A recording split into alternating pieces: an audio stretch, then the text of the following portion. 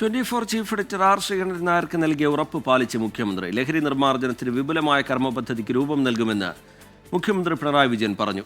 ലഹരി വിരുദ്ധ ക്യാമ്പയിൻ ശക്തിപ്പെടുത്തുന്നതിനായി ഈ മാസം സർവകക്ഷി യോഗം വിളിച്ചു ചേർക്കാനും തീരുമാനിച്ചു.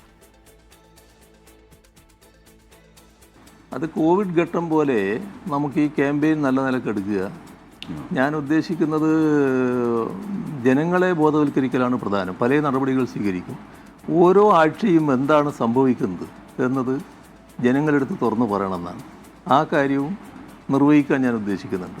എത്ര കണ്ട് നമുക്ക് പുരോഗതി ഉണ്ടാക്കാൻ കഴിയും. ലഹരിക്കും അക്രമത്തിനുമെതിരെ 24 chief editor R Sreekandan Nair നടത്തുന്ന യാത്രയുടെ തുടക്കത്തിലാണ് മുഖ്യമന്ത്രിയുടെ ഉറപ്പ്. പിന്നാലെ നടപടി.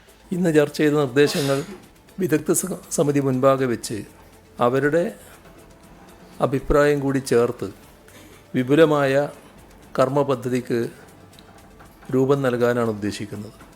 അഭിപ്രായങ്ങൾ ക്രോഡീകരിച്ച് ആക്ഷൻ പ്ലാൻ രൂപീകരിക്കാൻ ചീഫ് സെക്രട്ടറിയെ ചുമതലപ്പെടുത്തി.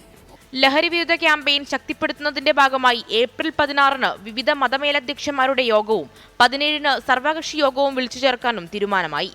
ഓപ്പറേഷൻ ഡി ഹണ്ടിന് സഹായകരമായ ഇന്റലിജൻസ് ഇൻപുട്ട് നൽകുന്നതിനായി ഡ്രഗ് ഇന്റലിജൻസ് എന്ന സംവിധാനം സ്പെഷ്യൽ ബ്രാഞ്ചിന്റെ നേതൃത്വത്തിൽ ആവിഷ്കരിച്ചു. സ്ഥിരം മയക്കുമരുന്ന് വ്യാപാരം നടത്തി ക്രൈം കേസുകളിൽപ്പെട്ട ആൾക്കാരുടെ പ്രത്യേകം പട്ടിക തയ്യാറാക്കി 97 പേർക്കെതിരെ നടപടിയെടുത്തു. കൂടാതെ സംസ്ഥാന തലത്തിൽ Kerala anti narcotic special action force വേർതിരിച്ചെന്നും മുഖ്യമന്ത്രി പറഞ്ഞു. 24 തിരുവനന്തപുരം.